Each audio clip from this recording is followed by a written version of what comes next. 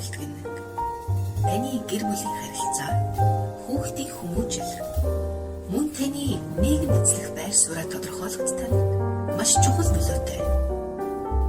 Таны үнцэн.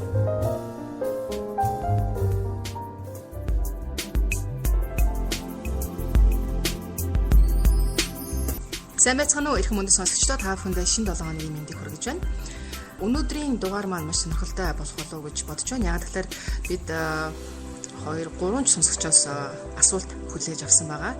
Тэгээд энэ асуултын хариуг жагаагаас бүгдээрээ сонсох болно. Ингээд Флорида мужийн Тампа хотноо ажиллаж амьдарч байгаа гэр бүл хүүхдийн хүмүүжил ёс суртахууны заах арга зүйч жагаа та бүгдээрээ хавцгаая.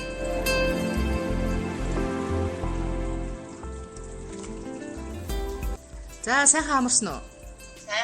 Сайхан амарсан. Оо сайхан амарсан. За юу хийж амрав? Сонин сайхан их байгаа гэж бодож байна би. Их завгүй байсан. Өнгөрсөн 4 өдөр манай хүүхдийн төрсөн маань нөхөд төрсөн байсан л да. Нэг өдөр төрсөн байхгүй юу? Тэгээд өчигдөр хүүхдийнхээ төрсөн өдөр тэмдэглээд. Тэгээд их хөвгөлтэй их гоё цаг өнгөрөөлөө жоохон завгүй л байлаа. Жагаа маань сая анзаарсан баха асуултууд хүлээж авсан гэж. Тэгээд асуултыг сонсогчдоо бас уншиж хүргэмээр байна. Тэгээд юуны төрөнд манай радио нэвтрүүлэг хандаж байнга сонсож бас энэ нэвтрүүлгээс юм их ойлгож ухаарч байгаа гэж захидал бичсэн сонсогчид та бүхэндээ маш их баярлалаа. Ингээд хамгийн ихний асуулт буюу захидлыг сонсогчид та бүхэндээ уншиж сонирхолъё. Сайн байна уу? Хариу бичсэнд баярлалаа. Миний асуух зүйл маань хүүгээ Монгол явуулах талаар юм аа. Манай нөхөр хүүгээ явуулахгүйгээд харин би болохоор явуулах хэрэгтэй санагдаад байх юм. Тэгээд би яг яах хэрэгтэй вэ? Яг үнэндээ аль хэдийн явуулахгүйгээд нөхөр маань шийдчихсэн байгаа л да. Гэхдээ одоо хүртэл би үүнтэй нь эвлэрч чадахгүй байна. Миний дотроос болохоор би нөхрийнхөө шийдвэрийг даах хэрэгтэй гэсэн бодол байгаа ч гэсэн нэг л эвлэрч өгөхгүй байна. Учир нь би хүүгээ хараад сургуульд сурах маань хоошлоод байх юм. Анх Америк нэгдсэн улсад ирэхдээ ирсэн зорилго маань мэрэгчлэрээ энд сурах гэж ирсэн юм. Гэтэл одоо ингээд гэртээ хүүхдтэйгээ юм хийж чадахгүй сууж байх юм. Хүссэн сургуульдаа ороход TOEFL өгөх хэрэгтэй байдаг. Өмнө нь бас мэрэгжлийн шалгалтаа хүүгээ Монгол явуулж байж давсан юм. Тэгээд сайн өндөр оноо авсан л да. Хүссэн сургуульдаа ороод 2 жил сураад уг нь өндөр цалинтай мэрэгчлэр ажиллах боломжтой. Хүүгээ явуулчих юм бол нөхөр маань ч гэсэн завтай болоод зүгээр мэрэгжил эзэмших сургалтанд сураад гайгүй юм хийх боломжтой. Ингэж нөхөр маань фаст фудны газар ажиллах шаардлагагүй болно. Цаг хугацаа угаасаа ямар их хурдан өнгөрдөг билээ дээ. Ингэж цаг хугацаа өнгөрөх тусам нөхөр бит хоёр багаасаа мөрөөдөж ажиллахыг хүссэн мэрэгчлээсээ улам холдоод мартаж эхлээд байгаа юм шиг санагдах юм. Хүүхдээ ирснээс нь хойш ердөө хүүхдтэйгээ юм хийж чадахгүй байх юм. Гэр орны ажил хоолунд гисээр байтал өдөр өнгөрчихнө. Тэгээд ойрд хүссэн юмаа хийж чадахгүй болохоор маш их уур уцаартай болж байна. Хүүхдтэй ч уурлан, нөхөртөө ч гомдлон, хүүгээ явуулчих юм бол сайн сууж байгаад шалгалтаа өгч мөөрч байх юм. Нөхөр маань намайг ойлгохгүй байгаа ч юм шиг. Нөгөө талаар би болохоор хатуу сэтгэлтэй үүрэг хариуцлага ухаарахгүй байгаа их хүн ч юм шиг санагдаад байх юм. Олон хүмүүс амьдралаа сайжруулах гэж сөхөө авах гэж хүүхдтэй буцаадаг. Гайгүй болохоор авчирдаг шүү дээ. Яагаад би ингэж болохгүй юм бэ гэсэн бодол надаас салахгүй байх юм. Би яах хэрэгтэй вэ гэсэн ийм нэгэн захидал ирүүлсэн. Тэгээд жагаа маань юу гэж бодож байна? Ямар хариулт өгөх вэ? Юу нь яг яасан дээр вэ? За юуны өмнө энэ араалыг сонсоод тэгээд бас бидэнд асуулт явуулсан илгээсэн хүндэд талархжээ сонсогчтой. За тэгээд би энэ тухай бас уншаад тэгээд бас яг Библийн зарчмаар бас энийг яаж зохицуулах вэ гэдэг талаар бодож байлаа л да. Нэгдүгээр энэ сонсогчдод хэлэхэд та үнэхээр сайн нөхөртэй юм аалж хэлмээр байна. Нэгдүгээр хамгийн нэгдүгээр юм. Тэгээд би хувьдаа болохоор би өөрийнхөө амьдралдаа тийм ээ би зөвшөөрөхгүй гэж би боддог. Би өөрөө 2 хүүхэдтэй л дээ. Тэгээд таны туулсан тэр зүйлүүд би өөрөө бас амьдрал дээр туулсан. Хүний ээж хүний ихнэр хүний хувьд болохоор байнга одоо тэр одоо амьдралын шилд үе шат биш үү тийм. Тэрийн нэг хэсэг нь гэтээ төр зөрөө хугацаанд болдог. Тэгээд хамгийн гоё хэсэг нь болохоор юу гэж юм гэхээр айлын гэрийн эзэм те эргэн эзэм хүний хувь, тэргүүн хүний хувь өөрөө зөв шийдвэр гаргах хүүхдтэй хамт байлгаад тэгээ хамтдаа гэр бүлээрээ элэг бүтэн байна гэдэг бол аливаа юмнаас нандин тийм ээ маш чухал зүйл. Гэхдээ хамгийн гоё одоо мэдээ маань юу вэ гэхээр болж байгаа энэ үе төр зөөрөх гэж би хэлмээр. Энэ бол үргэлжийн байг тохиолдол байх юм шээ. Хамгийн гол нь болохоор таны энэ сонсогч хүний хувьд ч гэсэн би юу хэлмээр вэ? Та өөрөө бас сайн хэлмээр юм аа. Тэгээ маш дуулууртай нөхрөө сонсдог, тэгээ нөхрийнхөө хийсэн шийдвэрийг хүлээж гişнээ санал дотроо ингэж санал зөрсөн хэдэж тэгээ та бүхний хүслийн дагуу тэгээ зөв шийдвэр гаргаад тэгээ нөхрөө дэмжсэн. Тэгээ та бол ямар нэгэн байдлаар одоо үг хариуцлага хүлээгээгүй ч юм уу тийм ихнэр биш ээ. Хэрвээ та үүрэг хариуцлага хүлээгээгүй ихнэр гэж байсан бол та биднэрээ бас урт ингэж асуулт ирүүлэхгүй байх байсан. Сайн ихнэр учраас яг үнэ. Бас ээж учраас өөрийнхөө хүүхдийнхээ төлөө бас ханийхаа төлөө өөрийнхөө төлөө санаа тавьж байна. Тэгээд түүнээс давж таныг урамшуулахыг хүсэж байна. Тэгээд ялангуяа цэцэрлэгийн насны хүүхдүүдтэй ээжүүдийн хувьд болохоор яг энэ хүчтэй одоо таны тулж байгаа тэр зүйлийг бид нар бүгдөө бүх ээжүүд туулж байгаа. Яг тодорхой хэмжээгээр эмэгтэй хүний одоо хувь тавиланч гэдэг юм уу тийм ээ. Яг хамгийн гол нь би одоо эргээд харахад тэр хамгийн гоё юу байхгүй хүүхдүүдтэйгээ хүүхдтэйгээ хамт байгаад тэр ажиллаж байгаа ээжнэрийн хувьд болохоор би хүүхдтэйгээ хамт байх юмсан гэсэн дандаа үргэлж байгаа хүүхдүүдтэй хамт байхгүй байл тийм хүүхдүүдтэй хамт байсангүй гэсэн тийм гимшилтэй ч юм уу тийм юм дандаа сэтгэлдээ нэг юм үүрч явж байдаг. Гэтэл хүүхдтэйгээ хамт байгаа ээжийн хувьд болохоор мэрэгжил маань одоо сурсан мэдсэн зүйл ойрчтой одоо би нэг л гэр бүлийн төлөө бүх юм жолооссон тэгээд нэг өөрөө ингээ анзаарах юм бол тэрийг ажилтаа айгүй мундаг мөртлөө өөр ажил нэг юм тийм ээ сайн байхаа болчих юм шиг тэгээд мэрэгчлийн байсан юм болчих юм шиг гэдэг энэ өөр зүгээр богинохон хугацаанд болж байгаа үйл явдал та. Би бүр аргаа орсон бас жагаатайгаа холбогдчихсэн. Тухай тэр үед бол одоо радио байхгүй байлаа.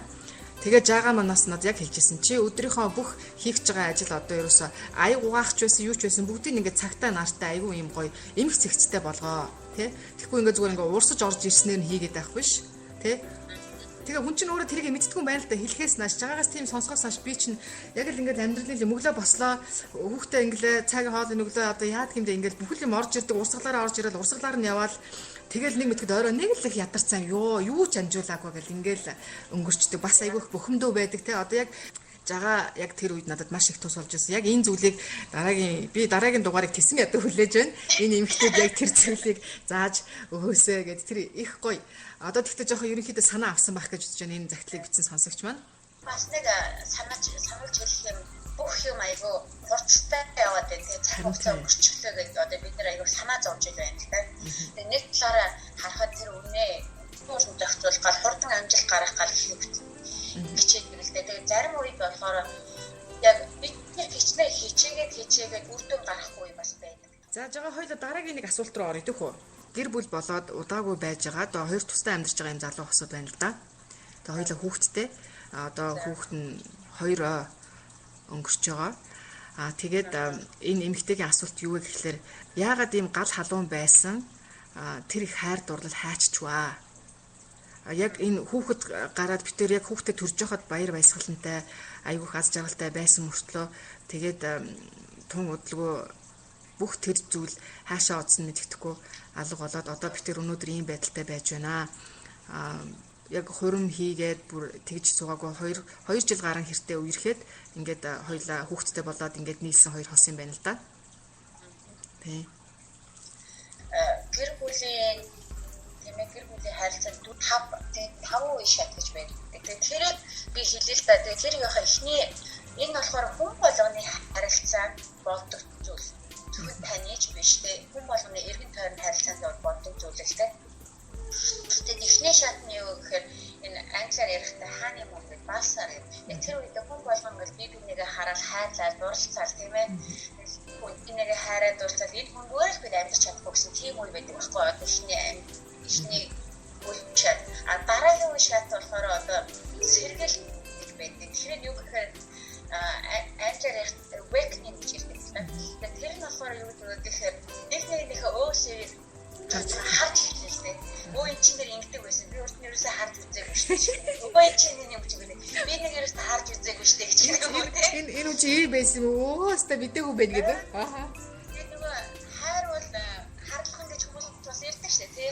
Яг тийм байгаахгүй. Тийм учраас бид нар сайн эргэн тойрондоо найз нөхөд эцэг эхээсээ бид нар яг тийм хайртай үед энэ хүн үнэхээр надад хань болсон байна уугүй юу гэдэг тэдний үгийг сонсох айгүй чухал. Яг тэр бал сарын үедээ. За тэгээд яг тэр ихэнхдээ гэрэлтэй дараа болдог л доо. Тэгээд яг гэрэлтэй дараа болсны дараа 3 дахь үе болохоор одоо misery гэж ярьдаг юм л да.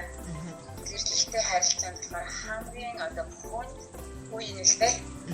Тэгээд тэр үе болохоор яагаад тэр хүн хэцүү үе гэж хэлж байна гэхээр хүн одоо биений мэдээ нэгнийхээ сул талыг сайн нэг мэдэнгүүтээ хоорондоо маргалдаг ч юм уу хоорондоо биений ингээд сайн муугийг мэдээд ирэхээр нэлээд зөвшөөрч чадахгүй.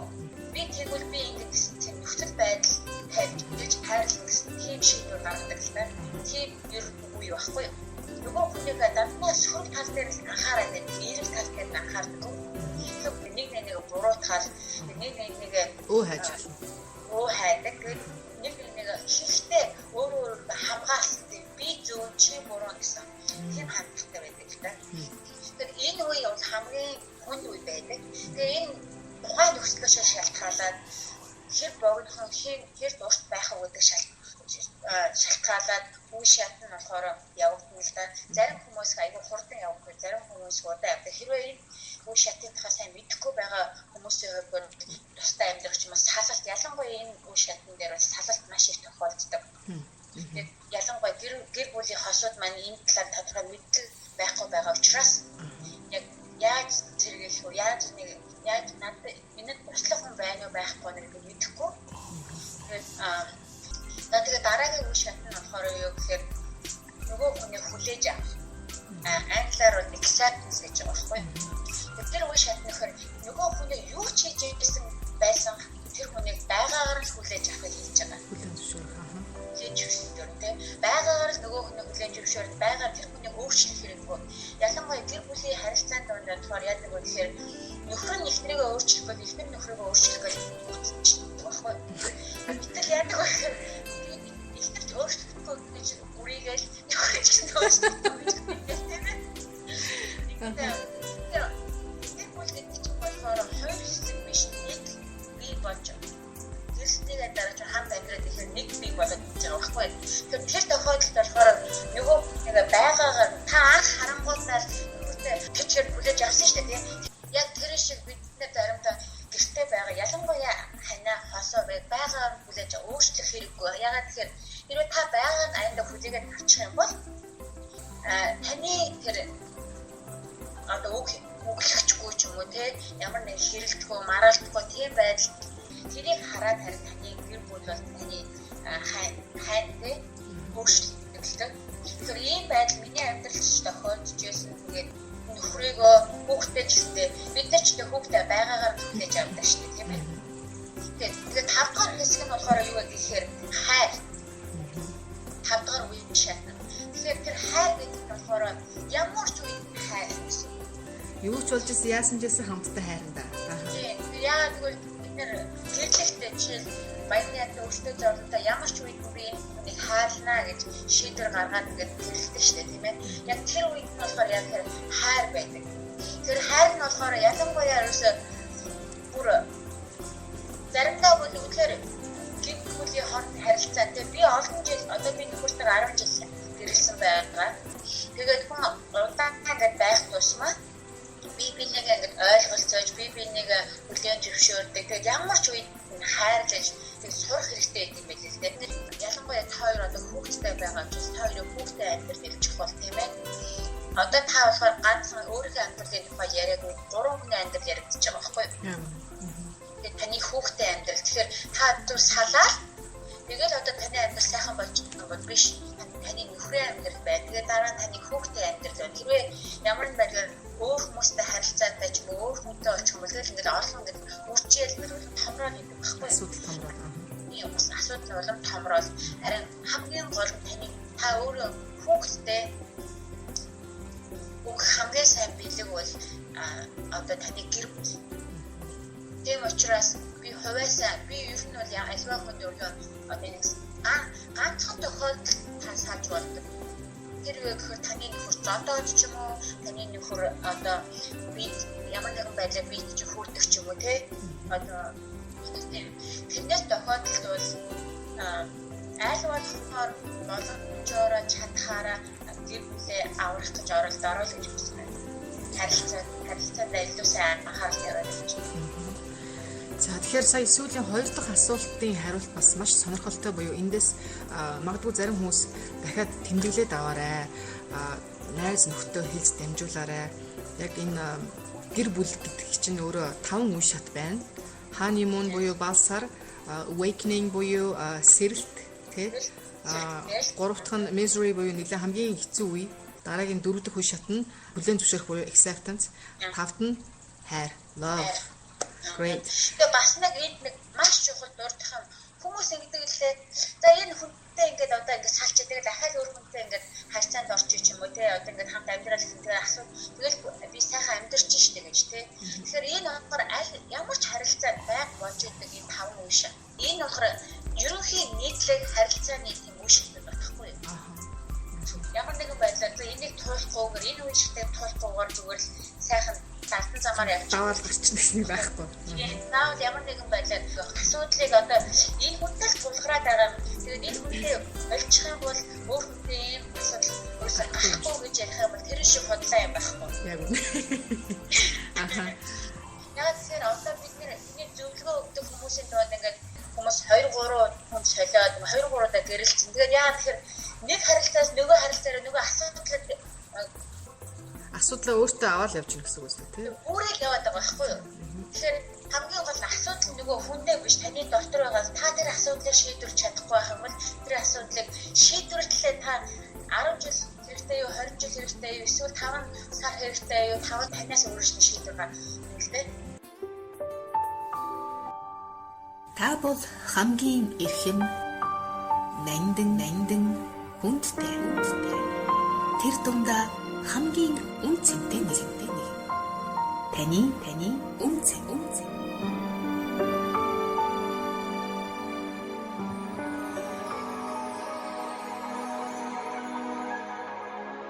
Бэйбинэ уучлаа. Нэгийн энэрэн уян зөөл сэтгэлээр хандцгаая. The Mongols Internet Radio.